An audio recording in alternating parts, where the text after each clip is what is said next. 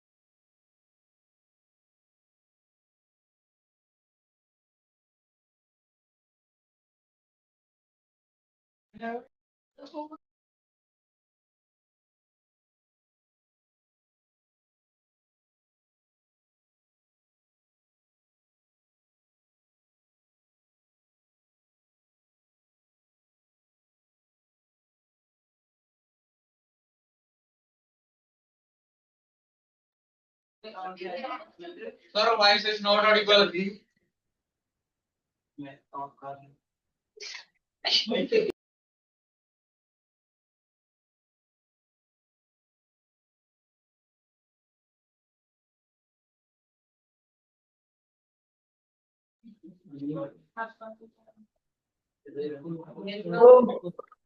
Thank you sir. So हम बेटे basics, assignments, activities, ये 3 चीजें करेंगे। Let's first start with the basics. Number 1 बेटे, टीचर आपको रेगुलर रिफ्लेक्शन बताने लगे हैं। रेगुलर रिफ्लेक्शन, मैं फास्ट जाऊंगा बेटे, थोड़ा ध्यान से देखना। मान लीजिए ये हमारा एक मिरर है, मिरर, प्लेन मिरर। ओके, अगर मैं किसी बच्चे से पूछूं बेटे यहां सोर्स ऑफ लाइट है, इस सोर्स ऑफ लाइट से लाइट मिरर की तरफ थ्रो करी और अगर मिरर ना होता तो ये लाइट किधर जाती?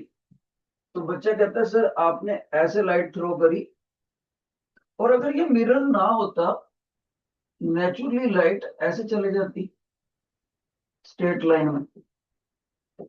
अगर मिरर ना होता तो लाइट ऐसे चले जाती बेटे। Got it? तो लाइट अपने आप अपना रास्ता नहीं चेंज करती, वो अगर खुद से उसने जाना हो तो स्ट्रेट लाइन में जाती है। यहां उसकी इस प्रॉपर्टी को बोलते हैं रेक्टिलिनियर प्रोपेगेशन।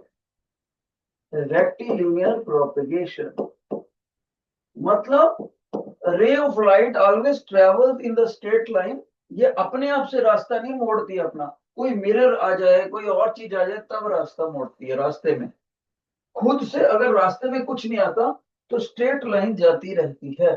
इस प्रॉपर्टी का नाम क्या है? Rectilinear propagation. ठीक है बेटे। दूसरा पॉइंट, जो ये रे ऑफ लाइट आ रही है इसको क्या बोलते हैं? I R, incident ray. Incident ray, जिस पॉइंट पर ये लाइट गिरी, देखो आई आर आपको पता होना चाहिए। एस का मतलब सोर्स ऑफ लाइट, पी का मतलब होता है point of incidence. Point of incidence, source of light, incident ray. और अभी देखो टीचर एक लाइन ड्रा कर रहे हैं। ये लाइन मिरर के ऊपर 90 डिग्री का एंगल बना रही है, 90 डिग्री। तो इस लाइन को क्या बोलेंगे? पी से लेकर एन तक की लाइन को क्या बोलते हैं? नॉर्मल। तो ये भी अपने बच्चों को पता होना चाहिए, पी एन क्या है? नॉर्मल। इसको परपेंडिकुलर भी बोल देते हैं। और लाइट यहां से टकरा के, सभी बच्चे जानेंगे तो वो लाइट यहां से टकरा के ऐसे चले जाएगी मिरर से टकरा के। इस प्रोसेस को क्या बोलते हैं? रिफ्लेक्शन। और ये जो रे ऑफ लाइट जा रही है इसको क्या बोलते हैं? Reflected ray. मेरे को पता है इतनी सारी चीजें आपको पता थी। अब अगर तुम मेरी बात बता सको जो मैं अब पूछूंगा, तब बात है। कौन बच्चा इस एंगल का नाम बताएगा? What is the name of this angle? पूरे स्कूल में से कोई भी बता सके। इंसिडेंट रे ने प्लेन मिरर के साथ जो एंगल बनाया है इसका क्या नाम है? एनीबॉडी? पूरे स्कूल में एक भी बच्चा बता सके, I will be very happy.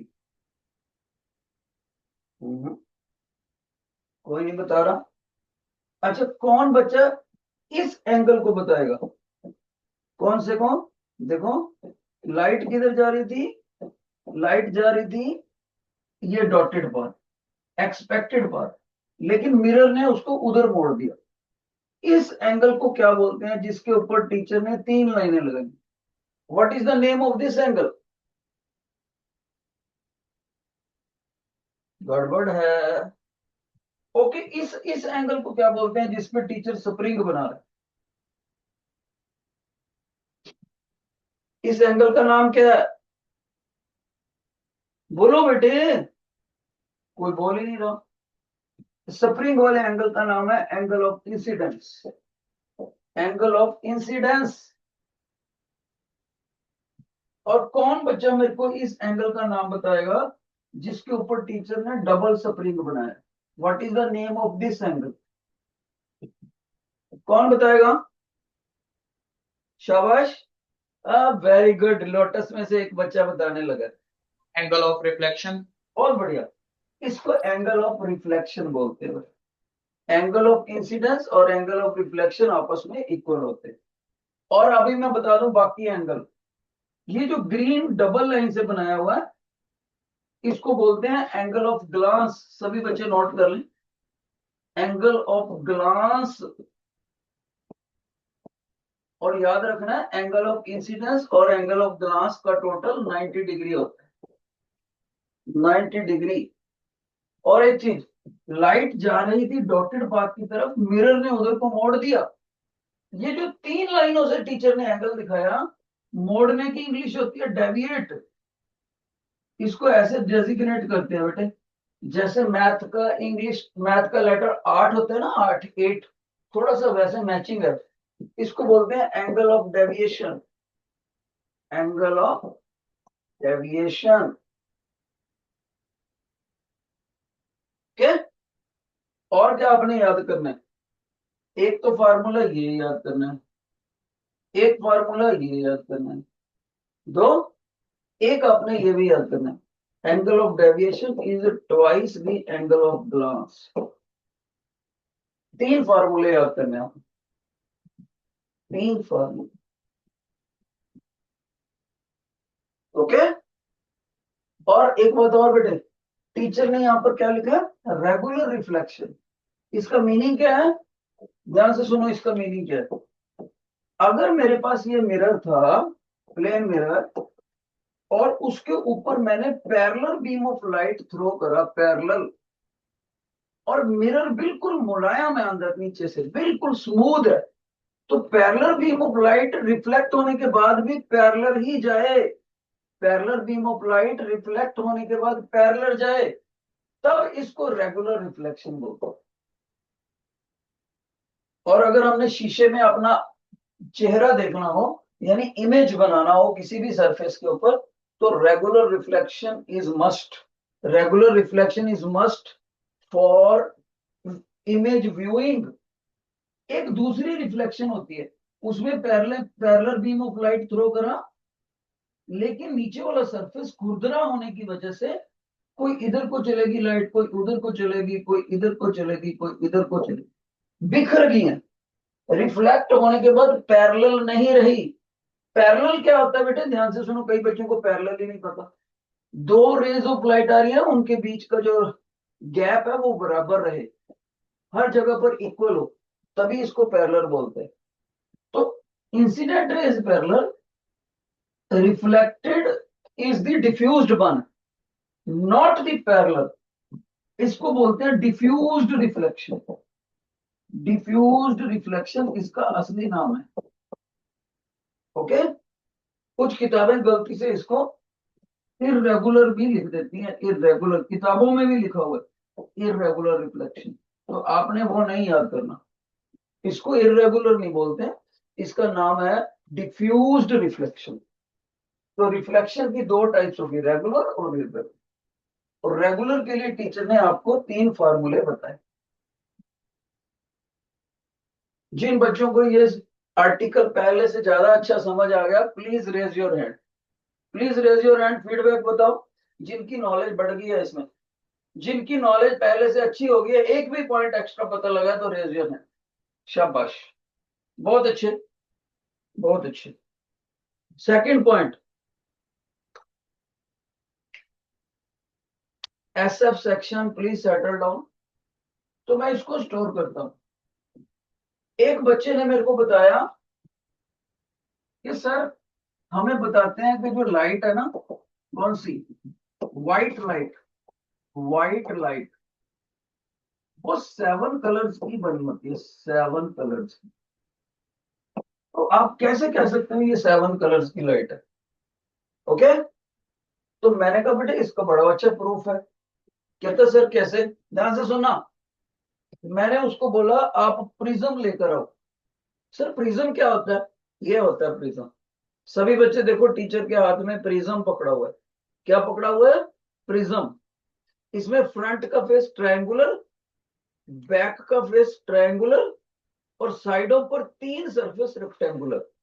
2 surface triangular, 3 surface rectangular, और ये क्लोज्ड ट्रांसपेरेंट चीज होती है। कांच की बनी हो सकती है, प्लास्टिक की बनी हो सकती है, बर्फ की बनी हो सकती है, लेकिन ट्रांसपेरेंट रहेगी।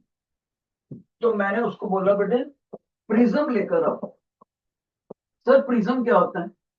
प्रिज्म होता है closed transparent structure, closed transparent structure having 2 triangular faces and 3 rectangular faces, 2 triangular faces and 3 rectangular faces। Okay, तो ये प्रिज्म को मैं ऐसे रखूंगा, ध्यान से देखो, इस प्रिज्म को मैं ऐसे रखूंगा, इस प्रिज्म को मैंने ऐसे रखा, और इधर से सोर्स ऑफ लाइट से लाइट थ्रो करूंगा, व्हाइट लाइट, व्हाइट लाइट। जब ये व्हाइट लाइट प्रिज्म में से निकलती है बेटे, तो यू विल बी सरप्राइज्ड, ये इधर जाके 7 कलर्स में टूट जाती है। 7 कंस्टिट्यूटिंग कलर्स, 1 2 3 4 5 6 7, ये 7 कलर बन जाते हैं। तो सभी बच्चे कहते हैं सर ये जो 7 कलर होंगे, आप बता सकते हो कौन से? कोई बच्चा क्लास में बता सकता है which are the 7 colours? Anybody? ये होते हैं बेटे, नीचे से स्पेलिंग शुरू करो, विबग्योर, विबग्योर। बच्चा कहता है सर विबग्योर का क्या मतलब? तो उसको बोलेंगे बेटे red, R stands for red, V stands for violet. Okay, और क्या समझाएंगे उसको? Y stands for yellow, got it? और क्या समझाएंगे? G stands for green. और क्या समझाएंगे? O stands for orange, B stands for blue, I stands for indigo. ये सारे 7 कलर्स होते हैं। विबग्योर, नीचे से ऊपर को स्पेलिंग बोल। अब ध्यान से सुनना, पहला पॉइंट, पहला पॉइंट, व्हाइट लाइट का 7 कलर्स में स्प्लिट अप होने की प्रोसेस, प्रोसेस को बोलते का नाम है डिस्पर्शन। नोट कर लो सारे बच्चे, व्हाइट कलर का ब्रेकअप हो जाना, ब्रेकअप इसमें 7 कलर्स में, विबग्योर में, विबग्योर में, इसको बोलते हैं डिस्पर्शन। और डिस्पर्शन के बाद ये जो 7 कलरों का बहुत ही बढ़िया डिजाइन मिलेगा हमें, डिजाइन, या आप उसको पैटर्न कह सकते हो, पैटर्न। उसका साइंटिफिक नाम क्या है? उसको बोलते हैं स्पेक्ट्रम, स्पेक्ट्रम बोलते हैं। तो दो शब्द याद रखने, स्पेक्ट्रम और डिस्पर्शन। स्पेक्ट्रम और डिस्पर्शन दोनों के ऊपर टीचर ने स्टार लगा दिया, भूलना नहीं है। Spectrum, dispersion. एक बच्चा कहता है सर आपके पास कोई, ये तो आपने बता दिया लेकिन ये तो बोर्ड पे बताया, असली में आपके पास कोई प्रूफ है कि आप बता सको 7 कलर्स व्हाइट में जब इनको मिक्स करेंगे तो व्हाइट बन जाएगा और व्हाइट से 7 बन जाएंगे? मैंने कहा मेरे पास प्रूफ है सर, दिखाओ। तो मैंने उनको दिखाया, एक एक्टिविटी दिखाया न्यूटन डिस्क के साथ। न्यूटन डिस्क, सर ये क्या होता है? ये देखो, ये मेरे हाथ में न्यूटन डिस्क है, देखो गौर से देखो। सभी बच्चे, इसमें मैंने 7 कलर्स दिखा रखे हैं। सभी बच्चे देखो, वायलेट भी है, ब्लू भी है, ग्रीन भी है, रेड भी है, सब 7 कलर दिखा रहे हैं। और मेरे पास पीछे क्या है, ये मोटर है। जैसे ही मैं इसका रेड बटन ऑन करूंगा तो ये सातों कलर मिक्स होकर आपकी आंख में जाएंगे और आपको सफेद कलर दिखने लगेगा, व्हाइट कलर दिखेगा। ओके, जैसे इसमें मैं सेल डालूंगा और ऑन करूंगा, व्हाट इट, तो आपको 7 कलर्स दिखेंगे।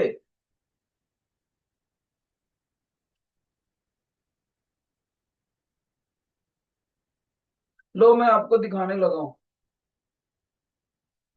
देखो, या ध्यान से देखो। ये ए, मैं बटन को ऑन करने लगा हूं, ये देखो, ये आपके सामने ये रेड बटन है, ये मैं इसको ऑन करा, ये ऊपर से डिस्क घूमेगी, व्हाइट बन जाएगी। ये देखो, व्हाइट बन गई बेटे, सभी बच्चे देखो। अब मैं इसको बंद करूंगा तो धीरे धीरे सातों कलर आपको दिखेंगे।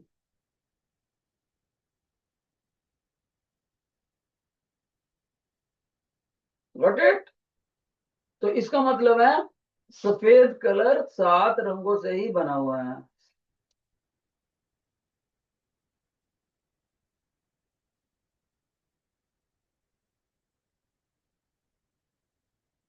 राइट? तो ये भी मैंने अपने बच्चों को दिखाया। जिन बच्चों को ये समझ आ गया please raise your hand, please raise your hand जिनको अच्छा लगा। Very good, very good. एक और दिखाता हूं आपको, शाबाश। Characteristics of reflection, characteristics of reflection in a plane mirror. Plane mirror में बेटे ध्यान से सुनो, प्लेन मिरर ध्यान से सुनो। मेरे पास ये एक मिरर है, ओके। इस मिरर के सामने मैंने ये ऑब्जेक्ट रख दिया, ऑब्जेक्ट, ओके, ह्यूमन बॉडी। देखो मैं आपको एक्सपेरिमेंट भी करके दिखाऊंगा, मेरे पास ह्यूमन बॉडी है। अभी एक्टिविटी करके दिखाऊंगा, जो बच्चा मेरा ध्यान से सुनेगा उसको दिखाऊंगा पर। शाबाश। ये क्या मैंने लिया, प्लेन मिरर।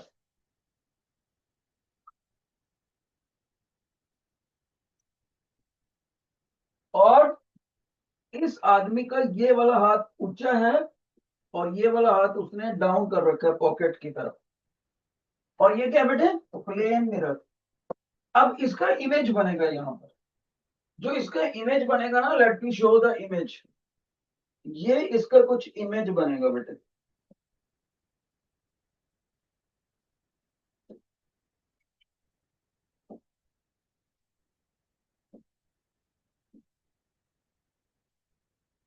ऐसे करके कुछ इमेज बनेगा इसका,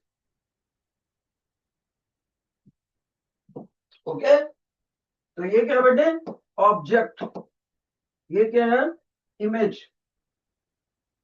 सबसे पहली बात, सबसे पहली बात, देखो, जितनी दूर ये ऑब्जेक्ट बनेगा उस दूरी को हम यू बोल देते हैं मिरर से, और जितनी दूरी ये इमेज बनेगा उसको हम वी बोल देते हैं।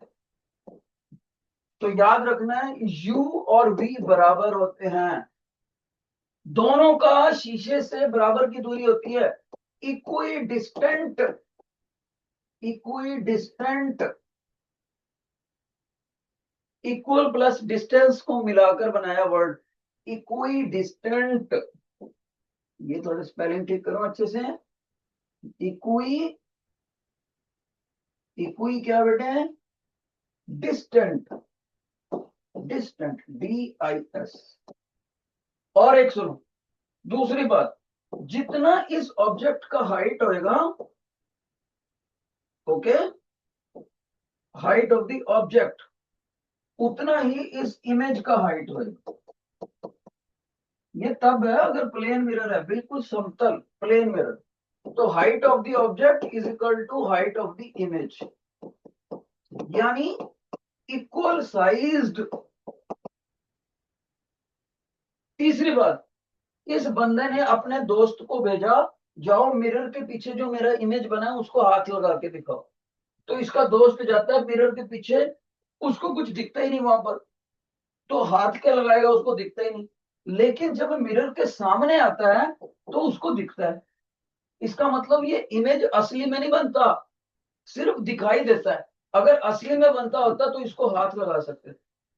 तो इसके लिए बोलेंगे image is virtual, virtual VIRTUAL। Virtual का मीनिंग क्या होता है? नॉट रियल, नॉन रियल को बोलते हैं, नॉट रियल। और क्या बेटे, एक और क्या बात होगी, इस बंदे की, देखो इसका आंखें और मुंह ऊपर को है, तो इसका भी आंखें और मुंह ऊपर को ही है, ऐसे लटका नहीं हुआ, अपसाइड डाउन नहीं है। अपसाइड डाउन होता तो हम बोलते हैं इन्वर्टेड इमेज। लेकिन ये भी ऐसे वर्टिकली अप खड़ा है, ये भी वर्टिकली अप खड़ा है, ऐसे इमेज को बोलते हैं इरेक्ट इमेज, इरेक्ट इमेज। यानी ये इमेज ऑब्जेक्ट के बराबर भी है, इक्वल डिस्टेंट भी है, वर्चुअल भी है, इरेक्ट भी है। सभी का मेमोरी वर्ड देखें, equal, equi distant, equal size, virtual, erect. अभी तक ये बना वर्चुअल, इरेक्ट। एक बात और सुनो, इस लड़के ने अपना कौन सा हाथ ऊपर को खड़ा करा हुआ है? Left hand. और इस इमेज ने कौन सा हाथ ऊपर खड़ा करा हुआ है? Right hand. तो ये बहुत खास फर्क पड़ा, बॉडी की लेफ्ट साइड राइट बन जाती है, राइट साइड लेफ्ट। ध्यान से सुनो, लेफ्ट क्या बन जाती है? ऑब्जेक्ट की लेफ्ट क्या बन जाती है? इमेज की राइट बन जाती है, इमेज की राइट बन जाती है, एंड वाइस वर्सा। इस गुण को बोलते हैं साइड चेंज हो जाना, साइड पलट जाना।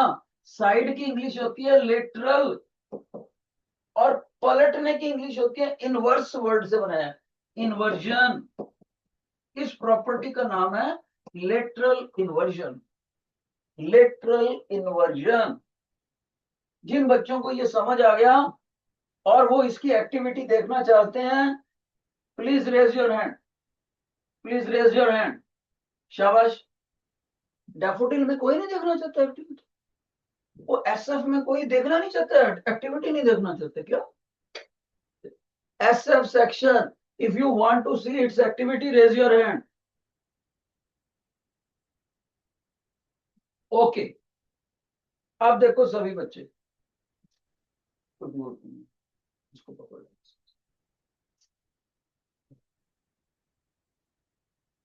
अब देखो बेटे, मेरे पास ये एक सरफेस है,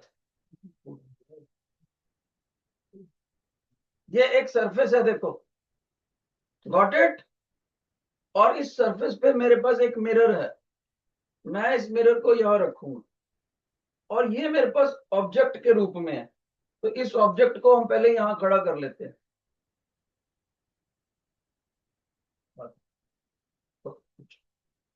ये देखो, ये ऑब्जेक्ट को मैंने यहां खड़ा कर दिया, इस ऑब्जेक्ट का एक हाथ ऊंचा उठा दिया, ये देखो, गॉट इट। कौन सा हाथ ऊंचा कराया इसका? आप देख सकते हो लेफ्ट है कि राइट है। लेकिन जो इसका इमेज बनेगा ना, उसमें उल्टा हाथ खड़ा होएगा, देखो, ये देखो,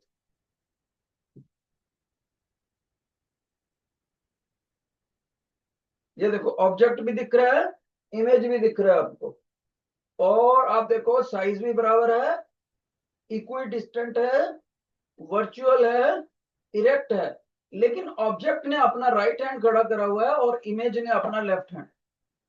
गॉट इट? ये कमजोर है, थोड़ा सा गिर गया। ओके, इसको डाइट डुइट खिलाएंगे, लाओ भी दूध पिला के लाओ इसको। सो दैट वी से ये सारी चीजें हमने सीखी। एक और चीज सीखते हैं, फिर मैं और भी आपको शायद एक्टिविटी दिखाऊं। ठीक है, ध्यान से सुनो।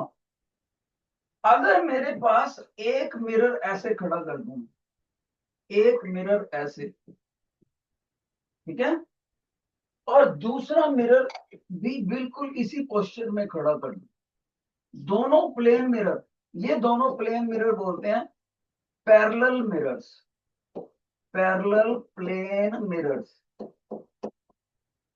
Got it? तो बेटे इन पैरेलल प्लेन मिरर्स में अगर मेरे से कोई पूछे बच्चा एंगल कितना है, तो बच्चा कहेगा सर इसकी लाइन ऐसे बनेगी, इसकी लाइन ऐसे बनेगी, और दो पैरेलल लाइनों में तो गैप बराबर रहता है, तो इनमें तो एंगल बनेगा ही नहीं। दो पैरेलल लाइन में एंगल जो होएगा वो 0 डिग्री पे। मैंने कहा बेटे अच्छा, अगर इनको थोड़ा थोड़ा टेढ़ा कर दे, तो बच्चा कहता कर दो सर। एक मिरर को आप ऐसे लगाओ, एक मिरर को ऐसे, प्लेन मिरर 1, प्लेन मिरर 2, उनके मैंने किनारे दिखाए आपको, ये वाले किनारे दिखाए हैं इस बार। तो ऐसे ही अंदर को लेटा हुआ है, ये इधर को लेटा हुआ है, दोनों के मिरर्स। इस वक्त ये मिरर्स क्या बोलेंगे, पैरेलल नहीं बोलेंगे इनको, इनको बोलेंगे इंक्लाइंड मिरर। इंक्लाइन का मतलब होता है टेढ़े, इंक्लाइंड प्लेन मिरर्स। और इनके बीच में ये जो एंगल है ना थीटा, इसको थीटा बोलते हैं ग्रीक लेटर में, थीटा। इसको बोलते हैं बच्चे angle of inclination, angle of inclination.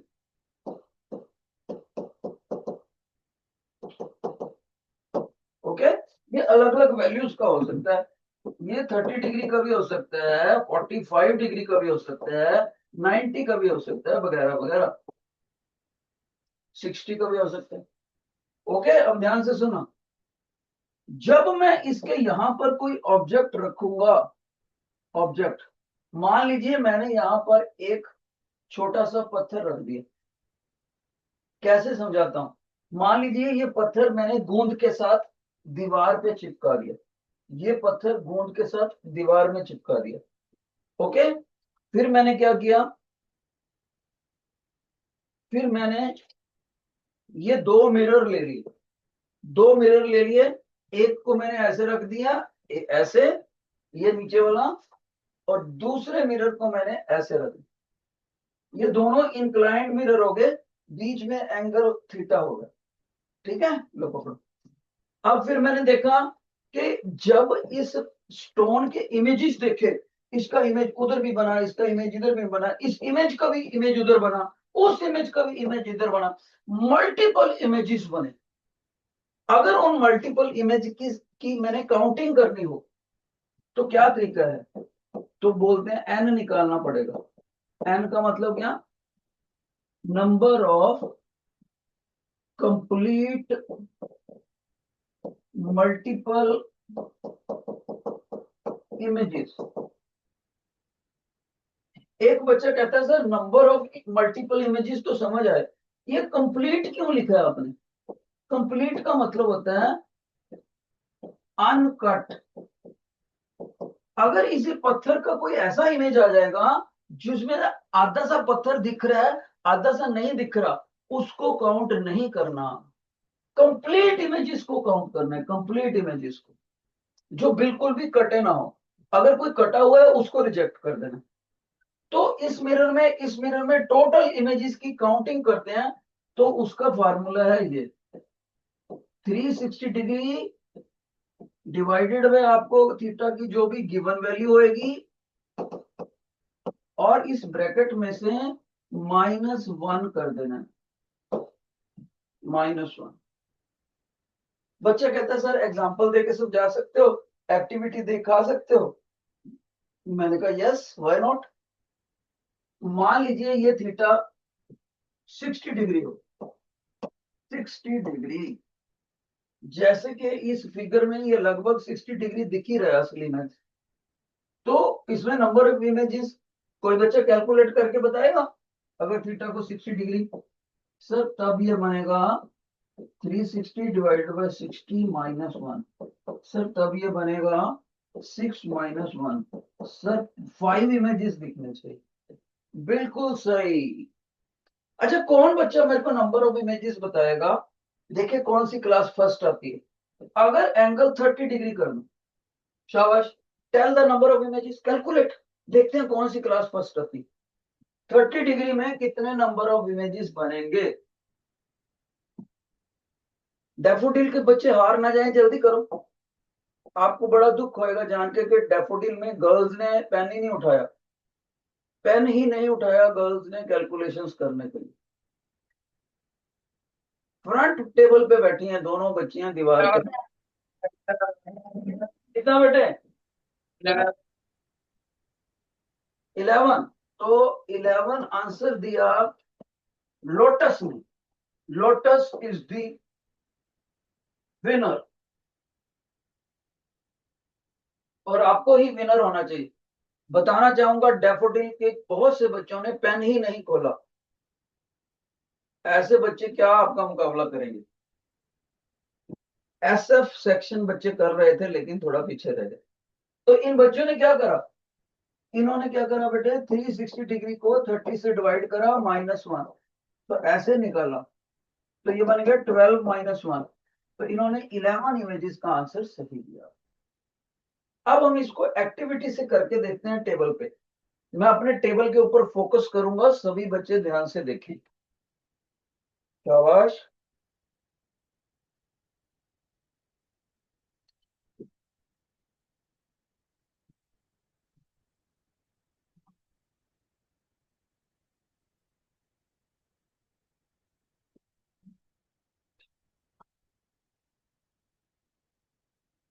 सभी बच्चे मेरे टेबल को देखेंगे ध्यान से, मैं कैमरा को फोकस करने लगा हूं।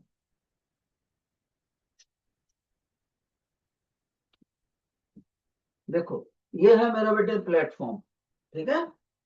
और ये जो लेजर बीम मेरे हाथ में है, सभी बच्चों को पता है ये लेजर बीम है। इसको फिलहाल मैं ऑब्जेक्ट के रूप में मान रहा हूं। ये मैंने ऑब्जेक्ट खड़ा कर दिया।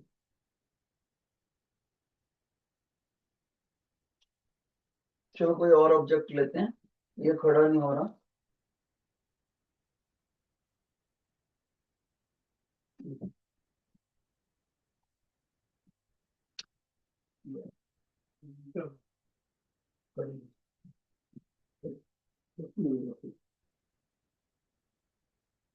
ये देखो बेटे सभी बच्चे, मेरे हाथ में कैंडल है, इसको मैं एज एन ऑब्जेक्ट देख, ठीक है। अगर इसको हम ग्लो कर लें तो और भी अच्छा एक्सपेरिमेंट दिखेगा। तो ऐसे करते हैं, चलो इसको जगा लेते हैं, जगा ही लेते हैं, आपको अच्छा इमेज दिखेगा ऑब्जेक्ट।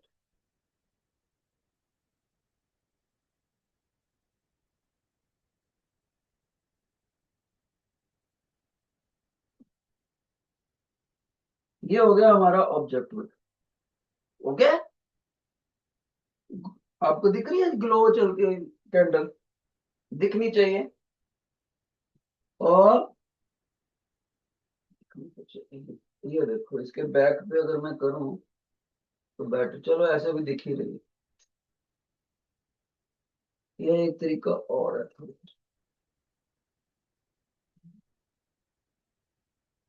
अब जरूर दिख रही है। इसको हटाओ यार, हटाओ। अब देखो ये मेरे पास एक मिरर है, मैंने ये यहां रखा है, गॉट इट। और ये मैंने दूसरा मिरर रखा।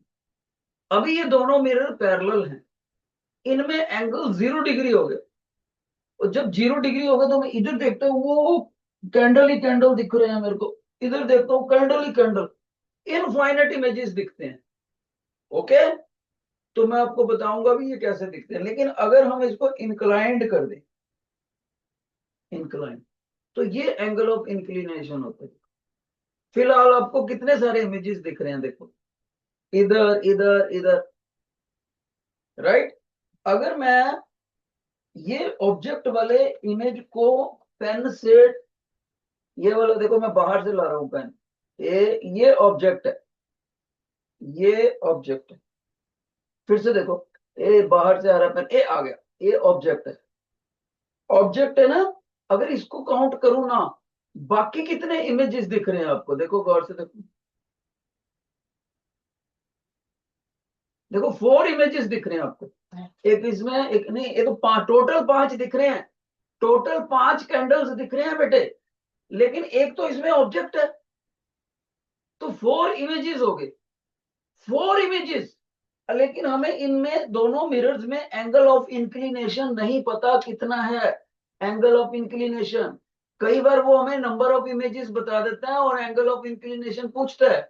तो मैं आपको बोर्ड पे करके दिखाऊंगा कि ये एंगल ऑफ इंक्लिनेशन 90 डिग्री आएगा, 90 डिग्री। ओके, एक ऑब्जेक्ट पड़ा है, दोनों मिरर्स में एंगल ऑफ इंक्लिनेशन अगर 90 डिग्री होगा तो नंबर ऑफ इमेजेस 4 दिखने चाहिए। और इस वक्त फिगर में 4 दिख भी रहे हैं, दोनों मिरर्स में टोटल इमेज देखो 4। क्योंकि ओवरऑल कैंडल्स कितनी दिख रही हैं, 5 कैंडल्स दिख रही हैं, लेकिन उनमें से एक कैंडल तो ऑब्जेक्ट है, बाकी 4 इमेजेस हुई। अब सभी बच्चे देखो, ये 4 इमेजेस कैसे आए, जब ये एंगल ऑफ इंक्लिनेशन 90 डिग्री है। अगर इस एंगल को मैं चेंज करूंगा तो नंबर ऑफ इमेजेस चेंज हो जाते हैं, अगर मैं इनको चेंज करूंगा, ठीक है। तो हम बोर्ड पे देखते हैं ये कैसे टीचर को दिखे। सभी बच्चे देखो बोर्ड पे, बोर्ड पे कैलकुलेशंस देखो सभी बच्चे, योर अटेंशन।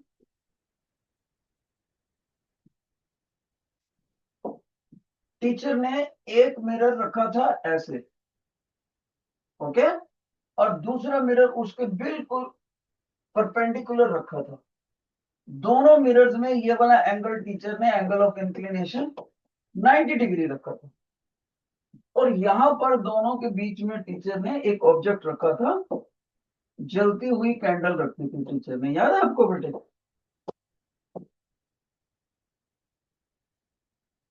ओके, अब देखते हैं हमारे पास क्या फार्मूला था। सभी बच्चे बोलेंगे सर आपके पास फार्मूला था number of complete uncut images 360 degree divided by theta -1। तो मैंने कहा बेटे अपना थीटा 90 डिग्री है, लेट्स डू इट। तो बच्चे को 90 ऐसे करा, तो सभी बच्चे बोलेंगे सर अच्छा ये 90 नहीं है तो ये कोई और एंगल है सर। तो इसमें तो 3 इमेजेस दिखने चाहिए।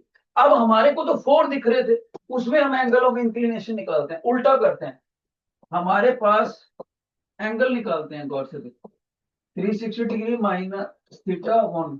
हमारे पास ये इमेजेस दिखे थे 4, राइट।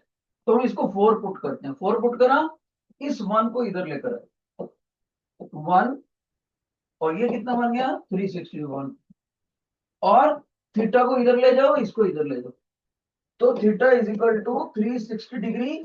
और ये देखो 4 + 1 5 बन गए, 5 से इसको डिवाइड करा तो थीटा बन गया 72 डिग्री। तो इसका मतलब जो टीचर ने यहाँ पर अंदाजे से 90 डिग्री बोल रहा था, वो रियलिटी में 90 नहीं था, वो 72 डिग्री था, वरना 4 इमेजेस दिख ही नहीं सकते।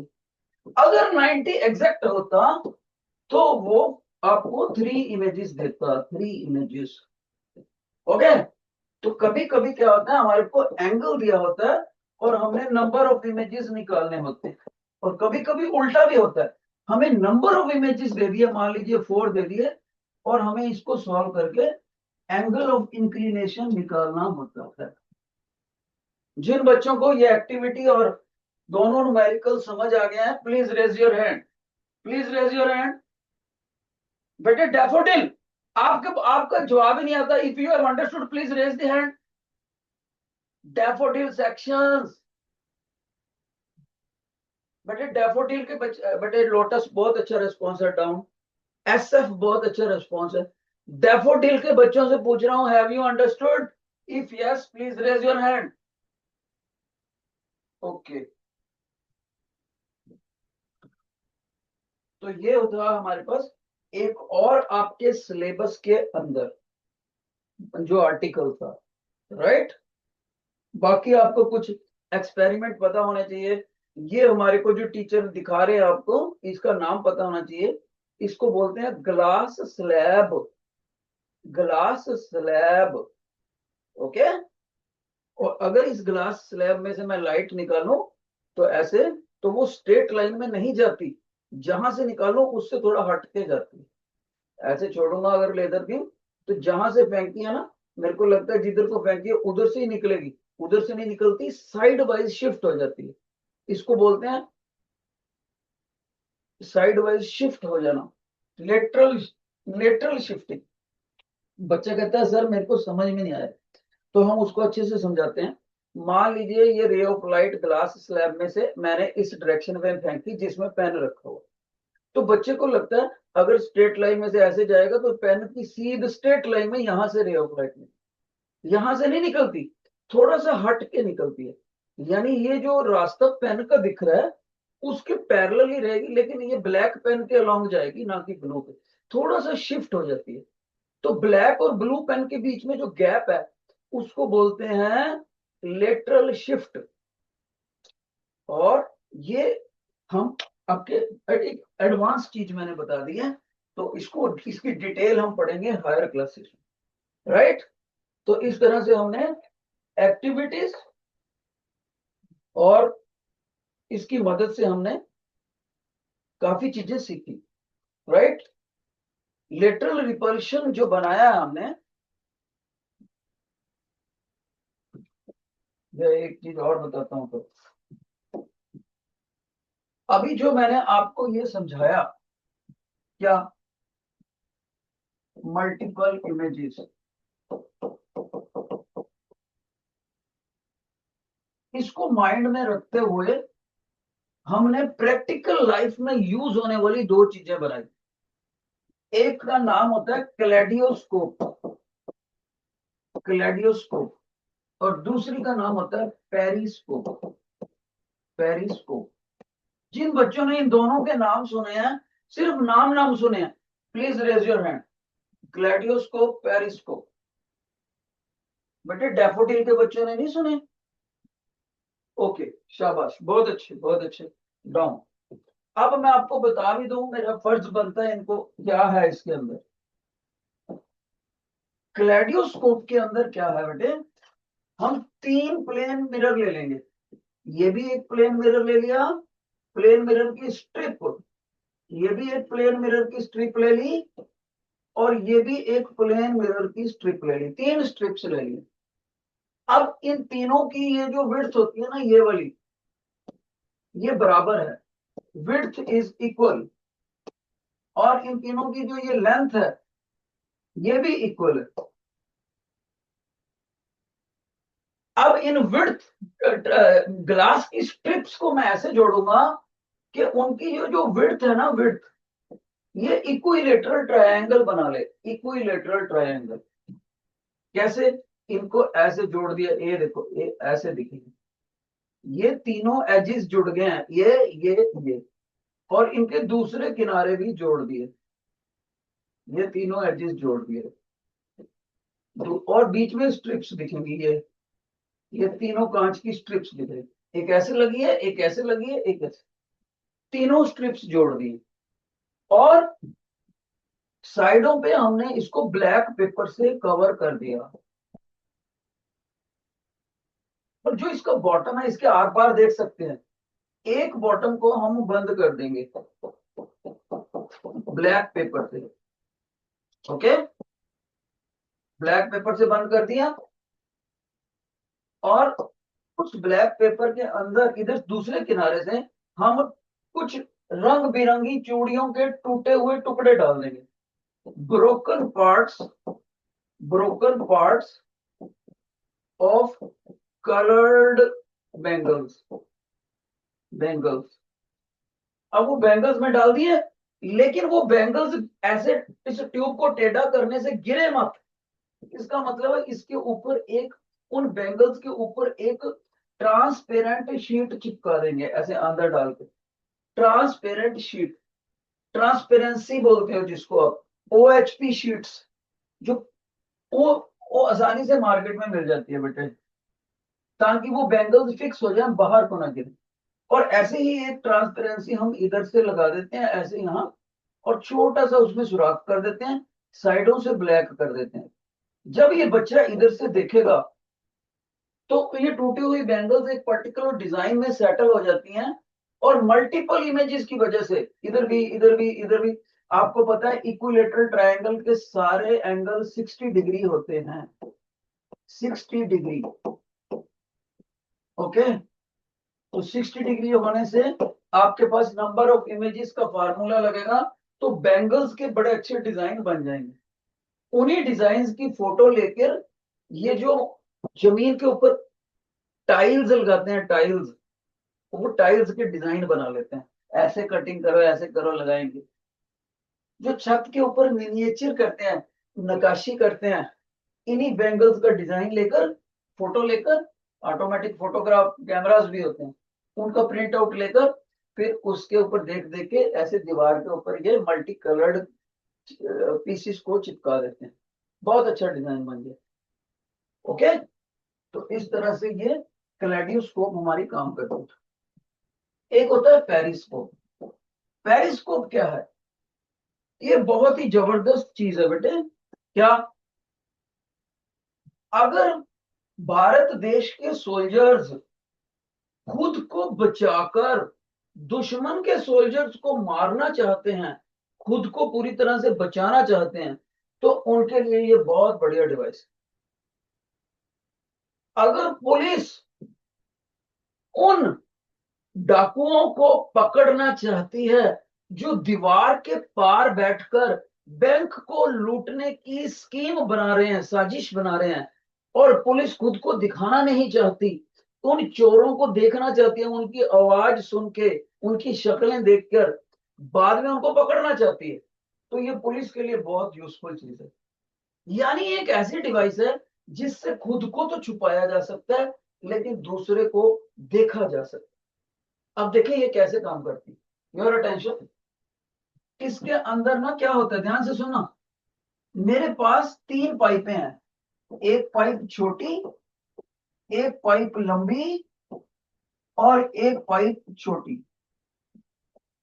तीन पाइपें हैं बेटे, ठीक है। अब इन तीन पाइपों को मैं बीच में से कट कर लेता हूं, कट कट कट, तीनों को कट कर दी लेंथ वाइज। अब ये वाली पाइप मैंने ली, छोटे वाली, छोटे वाली पाइप ली, तो कुछ ऐसे दिखेगी कटने के बाद। सभी बच्चे कहेंगे हाँ जी सर ऐसे ही दिखेगी। ओके, तो इस पाइप के अंदर मैंने यहां पर एक टेढ़ा करके मिरर लगा देना है, यहां आखिरी किनारे पर टेढ़ा करके मिरर लगा देना है, और यहां से होल भी कर देना है। उस होल में मैं ये मोटी वाली पाइप फिक्स करूंगा, और इस पाइप में भी होल कर देना है, इसमें नीचे से फिक्स करूंगा इस पाइप को। ओके, तो मैंने इस पाइप को कट करा, और यहां पर ऐसे एक प्लेन मिरर लगा दिया, प्लेन मिरर इसमें फिट कर दिया। और याद रहे, अगर ये स्ट्रेट लाइन है और ये मिरर है, यहां पर बना हुआ एंगल 45 डिग्री होना चाहिए, 45 डिग्री। बच्चे को पूछते हैं ना ज्यादा टेढ़ा ना कम, 45 degree. Notice students please settle down. बिल्कुल ऐसे ही मैं नीचे करूंगा, वहां पर एक मिरर ऐसे लगा दूंगा, वो भी 45 डिग्री लगू। ये दोनों मिरर एक दूसरे की सीध में होंगे, बीच में बड़ी पाइप, और यहां पर फिर से छोटी पाइप। ओके, अब जो आधी आधी पाइप मैंने कट करी है, उसको ऊपर से चिपका देंगे फेविकोल से, इधर से चिपका दिया, इधर से चिपका दिया, इधर से चिपका दिया। तो अल्टीमेटली हमें क्या चीज दिखाई देगी? ये बन गया हमारा पेरिस्कोप। ओवरऑल कैसे दिखेगा? ये ऐसे दिखेगा, देखो ये एक पाइप, ओके, यहाँ पर प्लेन मिरर लगा हुआ है, फिर ये दूसरी पाइप जा रही, यहां पर ये एक और प्लेन मिरर लगा हुआ है और यहां से ये तीसरी पाइप लगी। ओके, ये बन गया आपका पेरिस्कोप। अब लास्ट पॉइंट बताने लगा हूं। यहां पर अगर एनिमी का सोल्जर खड़ा हुआ है तो एनिमी के सोल्जर से जो रेज ऑफ लाइट जाएंगी वो ऐसे जाएगी, right, in the straight line, rectilinear propagation. और यहां पर angle of incidence, angle of reflection होने के बाद ये इस मिरर पे टकराई जाती है। ये थोड़ा मिरर और ज्यादा टेढ़ा लगाना चाहिए था, दोनों इसके ऊपर जाके गिरनी चाहिए मिरर। चलो ऐसे करते हैं, इसको नेक्स्ट टाइम करेंगे बेटे अच्छे से। आज का लेक्चर कवर हो गया, इसको अच्छे से करेंगे नेक्स्ट टाइम, नहीं तो फिर वो आपको समझ में नहीं आएगा। तो फिर पिन होल कैमरा भी दिखाएंगे आप। Thank you.